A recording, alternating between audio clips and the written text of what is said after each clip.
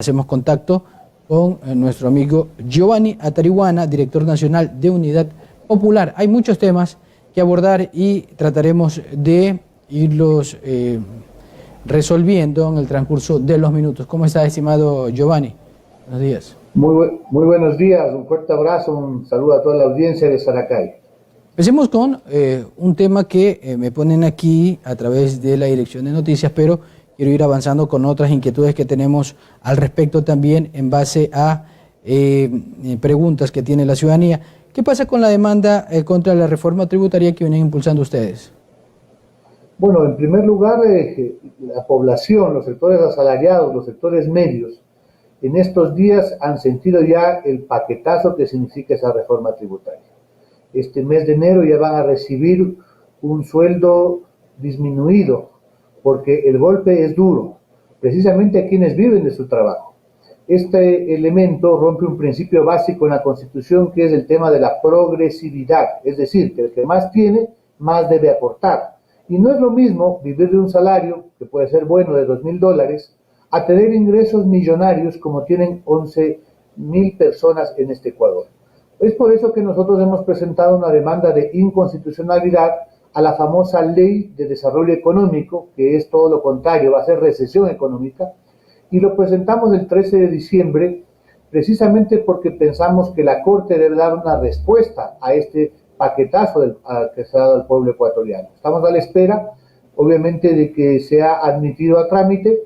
Hemos pedido medidas cautelares, es decir, que una vez que la Corte conozca la demanda, suspenda temporalmente la vigencia de la ley para que no se siga desangrando la economía de los hogares ecuatorianos. Y decimos que es recesiva porque precisamente los sectores que van a ser afectados, los sectores medios, van a dejar de consumir, porque si se tienen menos ingresos, van a pensar una y dos veces, por ejemplo, para hacer turismo, por ejemplo, para establecer compras de vestimenta, van a tener dificultades para pagar sus cuotas de la casa, van a tener dificultades para endeudarse para un electrodoméstico, eventualmente para un automóvil.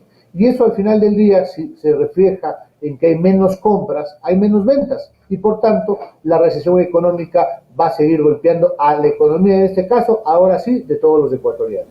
¿Quién presentó esta demanda puntualmente, estimado Giovanni?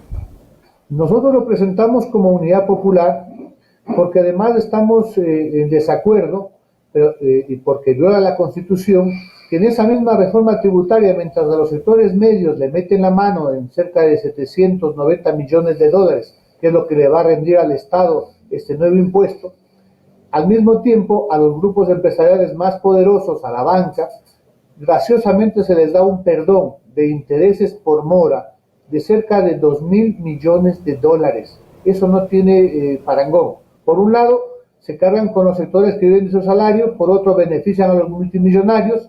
El gobierno dice que no hay plata para dar medicina a los hospitales, para reabrir las escuelas, para equiparar el salario de los docentes, para crear universidades, recorta el presupuesto, pero al mismo tiempo renuncia a cobrar 2,000 millones de dólares. Eso rompe un principio básico de la Constitución, que es la seguridad jurídica. La ley está para cumplirla, no para que sea en beneficio de los amigos del presidente.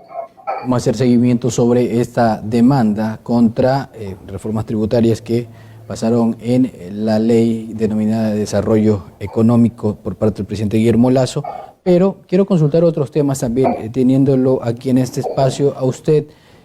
¿Cómo analiza el tema de seguridad? ¿Qué propuesta vienen planteando ustedes, Comunidad Popular, para que este problema, que ahora se ha convertido en una crisis, debido a que los ciudadanos no podemos salir libremente a tomarnos un café, a caminar por las calles de nuestras ciudades, porque eso es a nivel nacional, porque el sicariato está de esquina a esquina? ¿Qué acciones se deben tomar puntualmente? El Gobierno Nacional ha presentado un proyecto de ley. La Asamblea Nacional ha brillado por su ausencia en base a este tema, porque no se ha tocado a profundidad. ¿Cuál es el análisis de Giovanni Atariwana? Nosotros como Unidad Popular somos parte del pueblo y sentimos las mismas angustias, la falta de seguridad para caminar por las calles, por las plazas de las ciudades. Y por supuesto, reclamamos acciones contundentes del régimen. Han pasado ya 8 meses de que Guillermo Lasso está en el ejercicio del poder, y esta es una de las áreas donde hay menos efectividad. Hay una total ausencia de políticas públicas que vayan al fondo del tema de la inseguridad. Hay dos vertientes, por supuesto es el crimen organizado y tiene que haber mano dura, digamos, de parte del Estado para defender la soberanía del país. Pero por otro lado está el crecimiento de la delincuencia fruto de la crisis económica. Si es que no hay una respuesta desde el punto de vista de prevención del delito, de dar alternativas en el tema del empleo, de que los gobiernos seccionales puedan iluminar, por ejemplo, todo lo que es las ciudades, una política integral, no vamos a avanzar mucho. Aquí el tema no es solamente reforzar la policía, y menos aún a través de las leyes. Hay leyes suficientes, por supuesto pueden perfeccionarse. El tema fundamental es de que se requiere dar una respuesta integral, económica, académica. Miren, mientras necesitamos invertir en educación, para que la juventud esté al margen, precisamente pueda protegerse de ser parte de estas bandas delincuenciales, caer en el tema de la drogadicción. Se requiere un verdadero sistema de rehabilitación social que en este país lamentablemente no existe. Estamos a la espera precisamente de qué va a pasar en este debate de las leyes de seguridad, pero ojo con esto, hay que estar atentos. No a título de combatir la inseguridad se va a militarizar el país.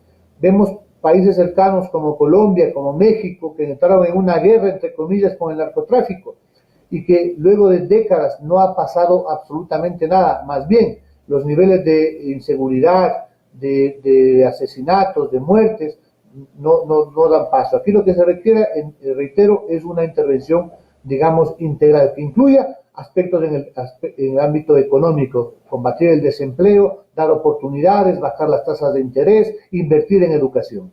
¿Cuál es su criterio también por parte del accionar del Poder Legislativo, en este caso la Asamblea Nacional, donde se ve impávidos a la totalidad, se podría decir, de los legisladores también?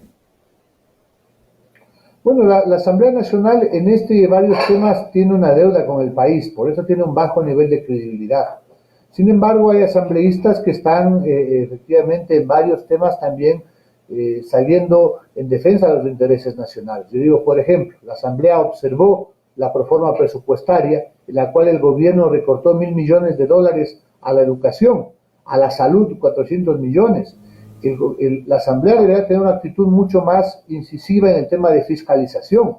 Es decir, hay elementos como la seguridad social, el IES, en los cuales el gobierno no cumple con sus obligaciones constitucionales y legales de cubrir la deuda por pensiones y por la atención de salud de enfermos catastróficos. Van a quebrar el IES. Ahí necesitamos la mano de la Asamblea. En el tema de seguridad, he escuchado yo al presidente de la Comisión de Justicia, Ramiro Narváez.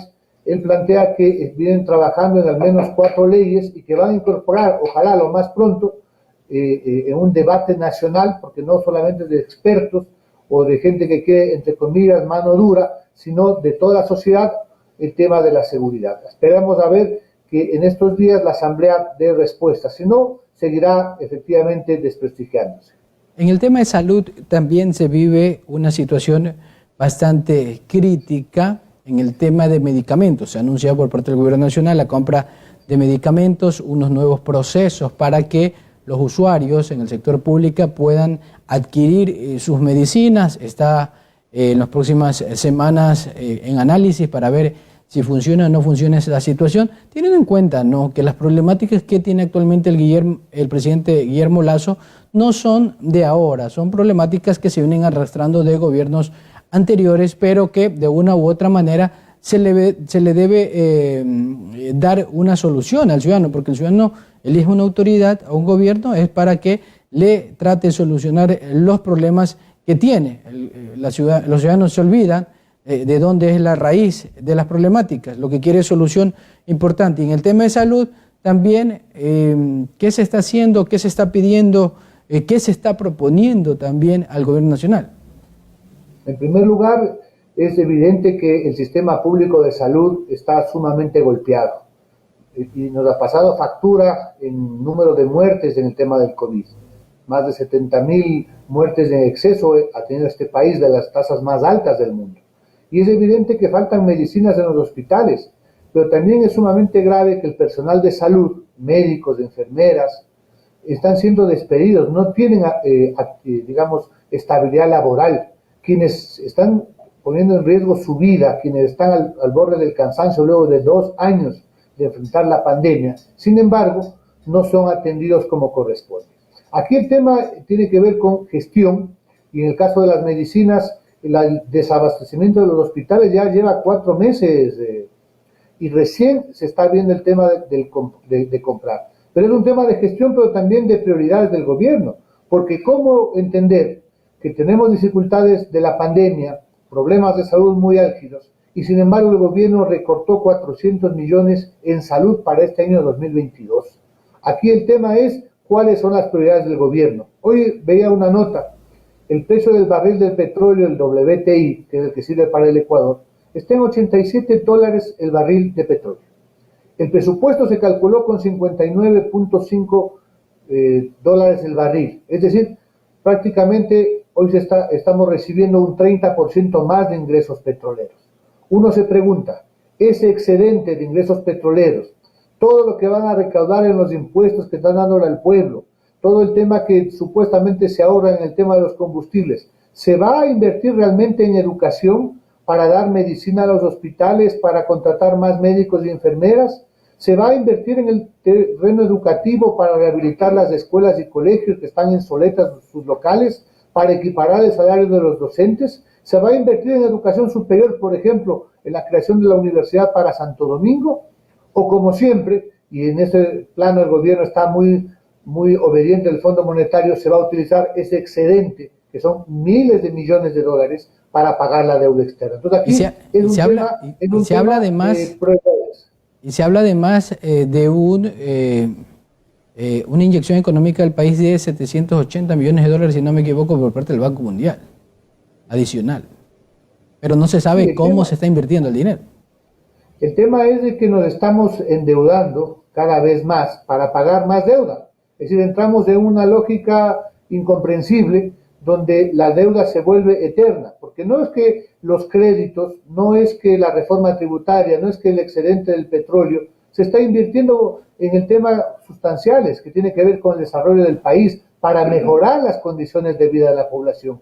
Lamentablemente, para el Banco Mundial, para el Fondo Monetario y para el ministro de Finanzas, esos son gastos corrientes y no forman parte de la prioridad del gobierno. Por eso es que los sectores sociales somos muy críticos y estamos esperando que pase el pico del contagio para movilizarnos, para señalar que no estamos de acuerdo precisamente que se ponga en primer lugar la deuda externa y en segundo término la vida de la población. Hay otros ámbitos.